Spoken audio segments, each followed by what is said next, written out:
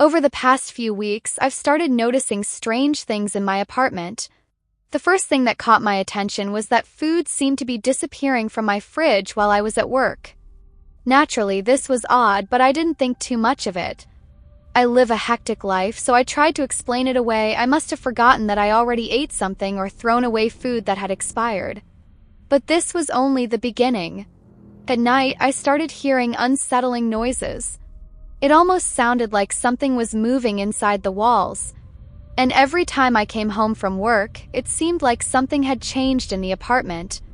My TV or laptop would be turned on, even though I was sure I had left them off. Strangely enough, the TV was always on a news channel, and my laptop's browser history showed searches for local restaurants that offered takeaway. As you can probably imagine, I was starting to feel uneasy. I feared that someone else was using my apartment. The building was in a relatively safe area, and it didn't take much effort to get inside. First, I suspected one of my friends was trying to scare me. I had given out a couple of spare keys in case I ever locked myself out. I had always been a bit forgetful, so it was reassuring to know that losing my own key wouldn't be the end of the world. Till what had happened unsettled me. I decided to confront my friends, but both of them flat out denied ever being in my apartment. I wasn't sure if I believed them. There were no signs of forced entry, but I was certain someone had been inside while I was at work. That meant only one thing: whoever had entered must have had a key. To get to the bottom of what was going on, I contacted my landlord. There were surveillance cameras at the building's entrance and in the stairwell on my floor. It was impossible to enter the building and reach my apartment without being caught on at least one of these cameras. Thankfully, the landlord was willing to help me. He didn't like the idea of unauthorized people sneaking into the building either. He started reviewing the footage from the past 2 weeks, but after going through all of it, he found nothing out of the ordinary. Only other tenants and their guests had been recorded. There was no indication that anyone had entered my apartment. The landlord tried to reassure me. "It's probably just your imagination," he said. "Maybe you've been overworked. Stress can really play tricks on your mind." Maybe he was right. I worked as a lawyer, specializing in cases involving domestic violence. It was a demanding field with many tragic outcomes. The days were long, and it had been a while since I'd gotten more than a couple of hours of sleep at a time. I walked around with a constant headache, which I tried to suppress with an excessive caffeine intake. Maybe my hectic lifestyle was finally catching up with me. And yet, I couldn't shake the feeling that something was terribly wrong. The snow fell heavily as I walked down the street. It was Friday, and I should have been heading home from work feeling relieved, but today was different. I had no choice but to leave early. A terrible cold and a raging fever had left me feeling absolutely miserable.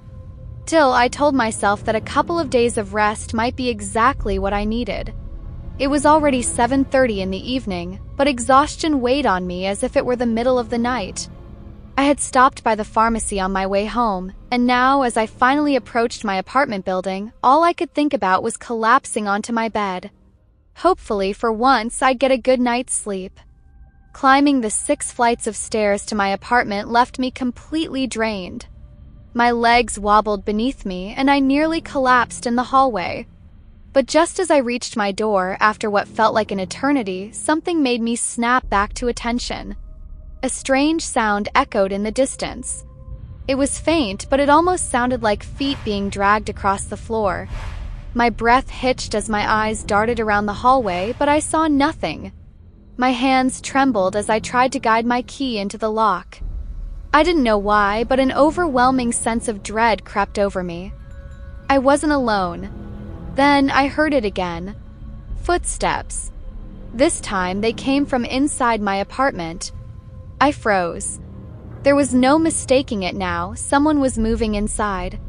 The footsteps were quick, shifting across the wooden floor, causing the planks to creak under their weight. Someone had broken into my apartment.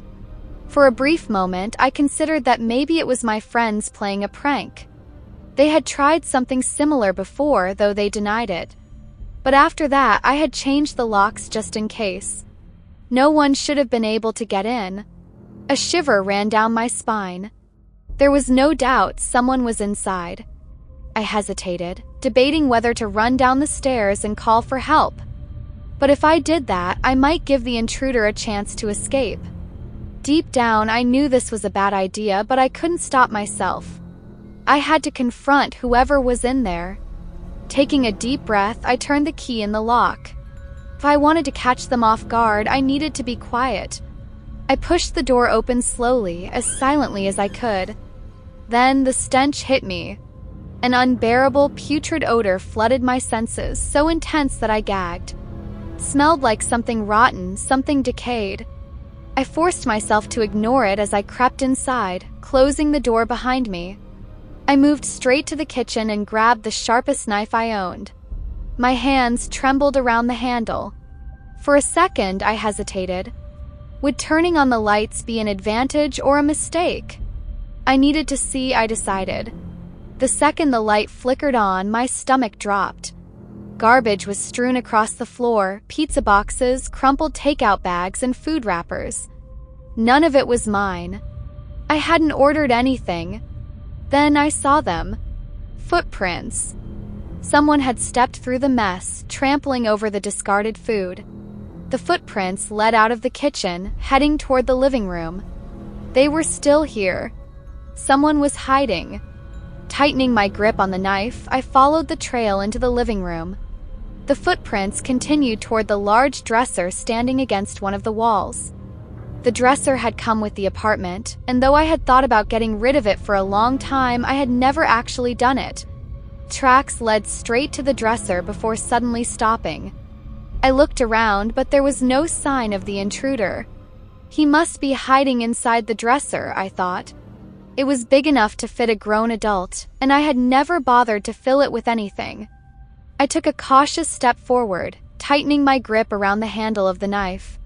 My confidence wavered the closer I got. My heart pounded in my chest, and suddenly I wasn't so sure that confronting the intruder was a good idea. I hesitated, studying the dresser, before finally summoning the courage to act. With a deep breath, I yanked the door open, bracing myself for whatever would happen next. My knife was raised, ready to defend myself if necessary. But the dresser was empty. That didn't make any sense. The footprints led straight to it and then vanished. There was nowhere else the intruder could have gone. Frowning, I crouched down and leaned in closer. Eventually, I found myself halfway inside the dresser, scanning the interior. As I pressed my hand against the back panel, I flinched. The wood was loose. A hidden compartment? I pushed harder, and to my shock, the panel gave way, revealing a dark, hollow space behind it. My breath hitched. What the hell is this? I had no idea there was a secret room inside my apartment. I leaned in further, but it was impossible to see anything in the pitch-black space. Reaching into my pocket, I pulled out my phone and turned on the flashlight. The beam cut through the darkness, and the moment it illuminated what was inside, my heart nearly exploded from my chest. 2 yellowish-brown eyes stared back at me. I stumbled backward, my first instinct to scream, but before I could, adrenaline took control. I forced myself to my feet, tightened my grip on the knife, and spoke in the firmest, most threatening voice I could muster. I know you're in there. Come out. Now. I was relieved my voice didn't crack, that I was able to mask my fear. But there was no response. My command was met with silence. I had expected the unstable intruder to lunge at me, to attack, and I was ready to fight for my life. But this was almost anticlimactic. I'm serious, I said, voice steady despite the fear clawing at my throat. Come out right now, or, before I could finish my threat, I heard something from inside the dresser. A soft, trembling sound. A sob. Then a shaky breath. And finally, a voice, gentle, hesitant. Please, don't hurt me. I didn't mean to be a bother. I froze. It was the voice of a young girl. She couldn't have been more than 13. I had expected to be met with violence. Instead, I was faced with something that completely disarmed me. My grip on the knife loosened, and the aggression drained from my body, replaced by something far more unsettling. Confusion. "Oh my God, you scared me. Who are you and what are you doing in my apartment?" She didn't answer. She still seemed a little frightened, but there was nothing to be afraid of. "I promise I won't hurt you. Just tell me what's going on." I tried to keep my voice as soft and gentle as possible. Taking a few steps back, I crouched down to make myself seem less threatening. After a brief silence, she finally spoke again. "My name is Matilda," she said, her voice trembling. "I didn't mean to bother you. I had to get away from my parents." I tried to gather my thoughts. There was something familiar about her name. I was about to ask her to come out when it suddenly hit me. Matilda was the name of a young girl who had been reported missing a few weeks ago. The newspapers had said she had run away from home, but the police were investigating her parents for abuse. She must have taken refuge in my apartment, maybe sneaking in one day when I forgot to lock the door. I felt a deep sympathy for her. In my line of work, I had met many runaway children, and I had seen so many tragic fates, children who never managed to escape in time. Poor girl. She must have been terrified. When she ran out of food, she must have broken into the neighbors' apartments, stealing whatever scraps she could find. She had been so startled when I came home that she had dropped everything on the kitchen floor. I had seen a police car parked outside the building, but I wanted to calm her down before calling for help. "It's going to be okay," I assured her. "We'll figure this out. But I need you to come out so I can make sure you're not hurt." The sobbing stopped, and an eerie silence filled the room. Mathilde was still sitting in the hollow space within the wall. She neither spoke nor gave any indication that she wanted to come out. I knew she was afraid, and I didn't want to pressure her, but the silence was making me uneasy. Almost a full minute passed before she finally responded. "All right, I'll come out. But only if you put the knife down first." Her voice sounded darker than before, as if something had changed. "You have to come closer. I can't get out on my own." There was something unsettling in the air. Suddenly, she no longer seemed scared or helpless. Something felt terribly wrong. A wave of fear crept over me, making me hesitate. Maybe it's best if you stay in there while I go get help." "Just a moment, Mathilde. I'll be right back." I tried to keep my voice calm, not wanting to reveal how nervous I truly was. "Wait. Don't go." Her voice was suddenly much stronger, more insistent. The sudden outburst made me flinch. "You can't just leave me," she said. "I hurt my ankle. I think I twisted it when I slipped on the floor. I can't get out on my own, so you have to help me. Please, I'm so scared." I hesitated for a moment. Deep down, I wanted to help her, but something about her voice made me uneasy. I couldn't shake the feeling that I shouldn't trust her. Normally, I was pretty brave, but my gut was telling me she was lying. I had to get out of there. "I'll be back in a few minutes, just hold on," I shouted as I bolted toward the front door. I ran out of the apartment before she could say anything else. My heart was pounding as I rushed down the stairs and into the street. The icy wind bit at my face and the snow whipped around me, but I didn't care.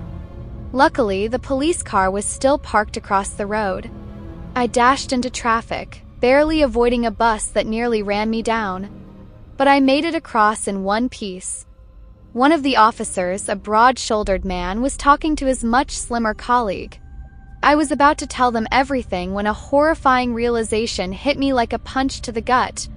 Panic set in. Couldn't have been Mathilde hiding in my walls. Just wasn't possible.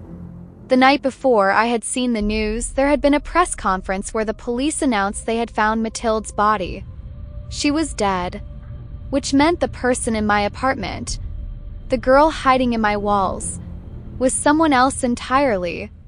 And even worse, the news report had revealed that Mathilde's body had been discovered inside the walls of another apartment. I stood frozen in front of the officers, unable to speak. My entire body was trembling. I had no idea who was lurking inside my walls, but I knew I had to tell them. I finally forced the words out, explaining everything as best I could. The officers exchanged doubtful glances, clearly unsure if they believed me. Maybe I sounded insane. Maybe I was insane. But I refused to back down. For several tense minutes, they agreed to check the apartment. I nearly collapsed as I ran back up the stairs, but I couldn't afford to slow down. I couldn't let whoever was in my walls escape. When we reached the apartment, we went straight to the living room. I pointed toward the dresser, my voice shaking as I explained that she had been hiding behind it. The broad-shouldered officer told me to stay back. Both officers drew their guns. Then, without hesitation, they approached the hole in the wall. "We are from the police. You need to come out now and put your hands on the floor." The girl didn't respond. The officers exchanged a glance before the larger officer raised his voice again. "You have 5 seconds to comply. Come out or we'll come in after you." Still no answer. The larger officer nodded to his partner, and they moved toward the wall. The hefty officer retrieved a flashlight, bending down and shining it into the cupboard towards the hole. He still held his service weapon in front of him, his eyes sharp. I felt nervous as he stuck his head into the cavity. He scanned left and right while pointing the flashlight around. "Do you see anything?" the other officer asked. "No, nothing in here," the first officer replied, "but there might be something hidden in the back."